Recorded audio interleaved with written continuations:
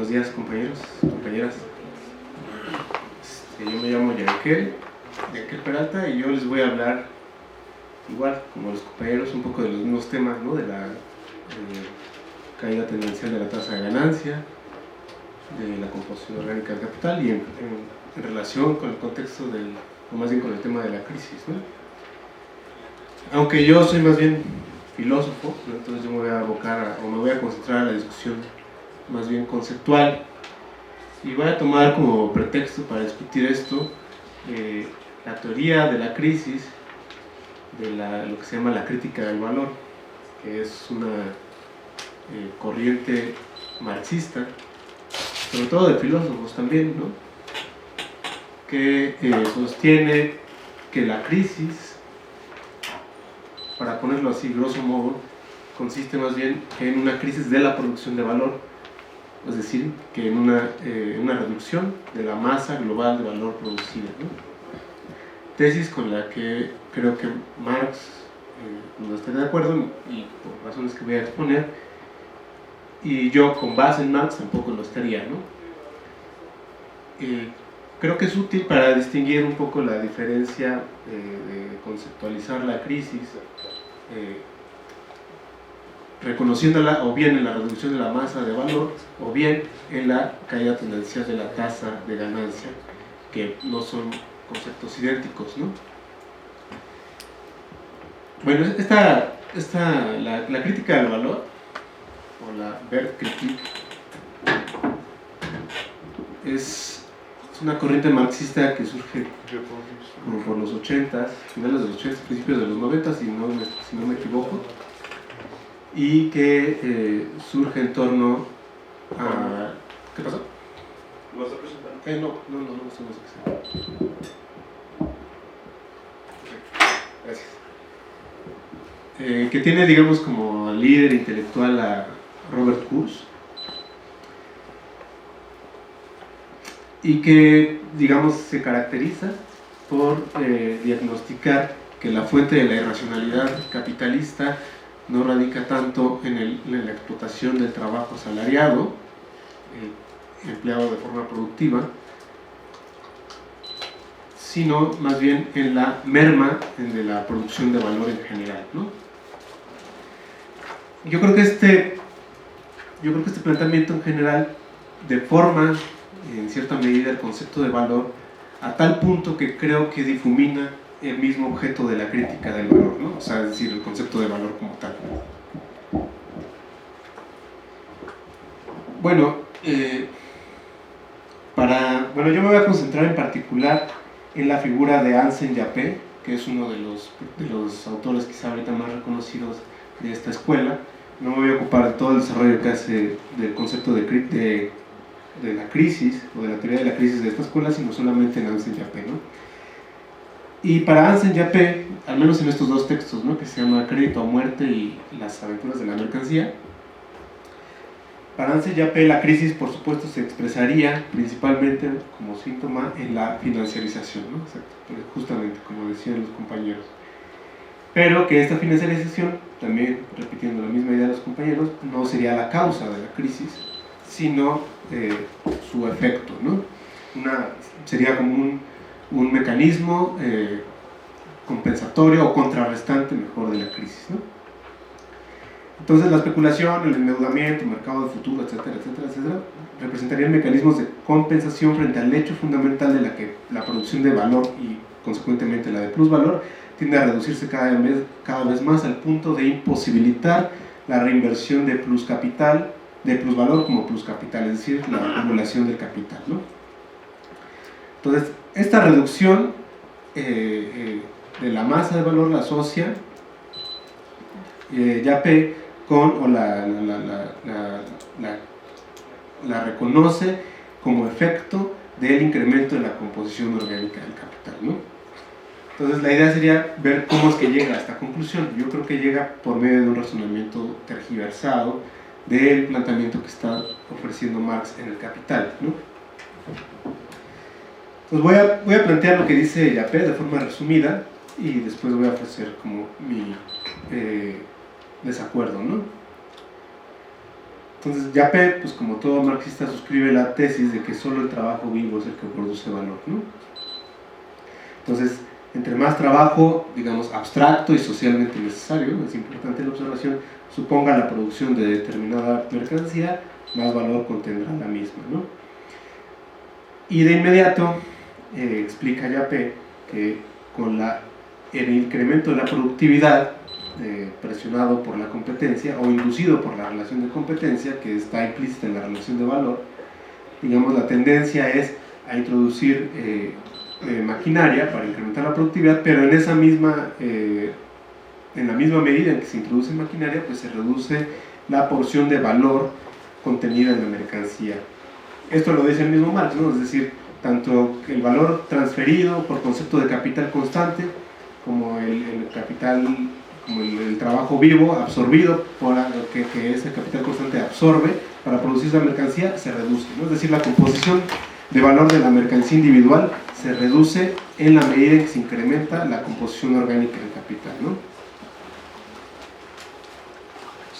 Entonces, si el trabajo vivo socialmente necesario es el que determina la magnitud de valor, una merma en la cantidad de trabajo vivo que absorbe la producción de cada mercancía conduciría, por supuesto, a una reducción proporcional en la magnitud de valor de las mercancías, ¿no? Y entonces, Yapé pone el ejemplo paradigmático, un ejemplo que el mismo Marx pone, ¿no? Sobre un sastre que produce una chaqueta en, digamos, 1 hora, ¿no? Y presionado por la competencia, después produce una chaqueta en 6 minutos, ¿no?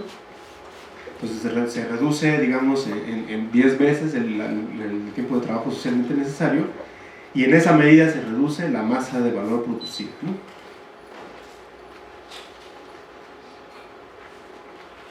Para contrarrestar esta reducción de valor en la mercancía individual, ¿no? Dice Yapé que se tiene que incrementar la producción. Entonces ahora, si se redujo en 10 veces el tiempo socialmente necesario para producir la chaqueta, entonces ahora hay que incrementar 10 veces la producción para compensar el producto de valor, ¿no?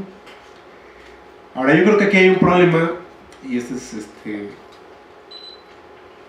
de error de lectura, ¿no? de Yapé respecto del planteamiento de Marx, ¿no?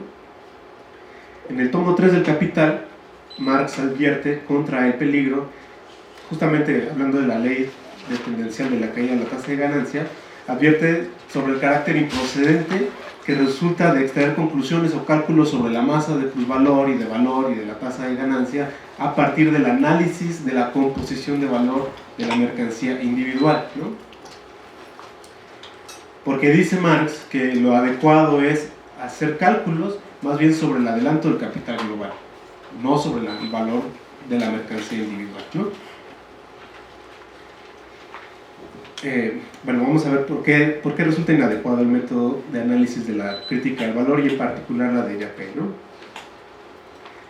Es decir, Yapé dice basar su planteamiento en lo que él llama el Marx esotérico, ¿no? Es decir, en el Marx de la actividad del valor y no en el Marx exotérico, que sería más panfletario, más político, etc., ¿no?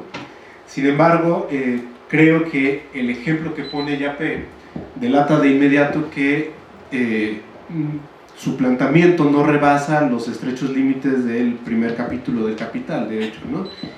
Y de hecho no rebasa tampoco los límites de los primeros párrafos del primer capítulo del Capital, ¿no? La relación inversa que existe entre desarrollo de fuerza productiva y valor de la mercancía individual está expresada casi terminando el primer parágrafo del Capital, ¿no? Sin embargo, creo que Yapé pasa por alto una idea que está ya en el capítulo 1, ¿no? Que dice que no solo se trata dice Marx que no solo se trata de una relación decreciente, sino de una relación de proporción inversa, es decir, que en la misma medida en que se incrementa el adelanto del capital constante, se reduce la masa de valor de la mercancía individual. Pero esto solo lo puede decir Marx porque Marx parte del análisis del producto de valor en una jornada dada, ¿no? Es decir, si en 1 hora se hace una chaqueta y después en 1 hora se hacen 10 chaquetas, el producto de valor se conserva igual, aunque el valor de la mercancía individual se haya reducido. Es decir, en términos de la masa de valor de hecho no se ha mermado. Esa sería la conclusión de Marx, ¿no? Entonces dice Marx, lo que hay que hacer es hacer análisis a partir del adelanto global del capital y no de la mercancía individual, ¿no? De hecho, ya en el capítulo sobre la caída tendencial de la tasa de ganancia, lo que dice Marx es que, en efecto, la tendencia es hacer proporcionalmente una mayor inversión de capital por concepto de capital constante, es decir, en tecnología, lo que se quiera, y a reducir proporcionalmente también la inversión en capital variable, es decir, en la compra de fuerza de trabajo. Pero esto no quiere decir que la masa de valor invertida en capital variable reduzca en términos absolutos, es decir, solo se reduce la proporción entre un componente del capital y otro, pero no se reduce la masa de valor producida. De hecho, dice Marx incluso que puede incrementarse, aunque no se incremente en la misma proporción, ¿no? Es decir, yo creo que aquí Marx señala o suscribe la idea de que hay una crisis. Si la crisis existe, es por una crisis de sobreproducción masiva de valor, antes que por una crisis en la producción de valor como tal. No es por una merma en la producción de valor, ¿no? Entonces, la tendencia al incremento de la productividad implicaría una reducción en la masa de valor solo si ella llevara aparejada una reducción de la jornada laboral, ¿no? O una reducción en el desembolso del capital variable. Sin embargo, lo que dice Marx es que ese escenario solo podría ser posible en un esquema de reproducción simple del capital, es decir, donde no hubiera acumulación, porque entonces en ese sentido se podría producir lo mismo a la misma escala empleando un menor desembolso de trabajo vivo, ¿no? Pero dadas las necesidades del capital de acumularse, sin lo cual no sería capital, es necesario, junto con el mayor desembolso en capital constante, un mayor desembolso también en capital variable, aunque la proporción sea decreciente en lo que respecta al capital variable, ¿no? Justamente por eso se reduce la proporción entre el plusvalor y el capital global adelantado, es decir, justamente por eso existe una caída tendencial de la tasa de ganancia, ¿no? Pero lo curioso es que dice Marx es que la ley de la tasa de ganancia es bifacética, es decir, registra dos movimientos aparentemente contradictorios. Al mismo tiempo que se registra la disminución de la proporción de la masa de valor producida en relación con el capital transferido, ¿no? Con el valor transferido nada más, se registra al mismo tiempo un incremento de la masa, ¿no? Es decir, se reduce la proporción y en esa medida se reduce la tasa, pero se incrementa, aunque en distinta proporción, la inversión en capital variable. Es decir, se masifica la producción, ¿no? Entonces el carácter bifacético de la ley es que mientras que se reduce la tasa de ganancia, se incrementa la masa de plusvalor, ¿no? Entonces yo creo que Yapé analiza, el error de Yapé es analizar la relación, o más bien analizar la tendencia a la caída de la tasa de ganancia desde el punto de vista exclusivo de la composición de valor de la mercancía individual y no desde el punto de vista del adelanto global de capital o desde el punto de vista del producto de valor en cuanto tal, ¿no? Es decir, si la crisis de valor tiene lugar en los términos en que lo dice Yapé, es decir, que lo que tenemos sería una reducción en la producción de valor, esta crisis por lo menos no puede ser concebida a partir de la evidencia puramente analítica que ofrece Yapé, porque Yapé se basa en una lectura tergiversada del capital, pues, ¿no? Tendría que ofrecer otro tipo de evidencia, ¿no? Empírica, estadística, qué sé yo, ¿no? Sin embargo, yo creo que el problema más grave es que tergiversa y pone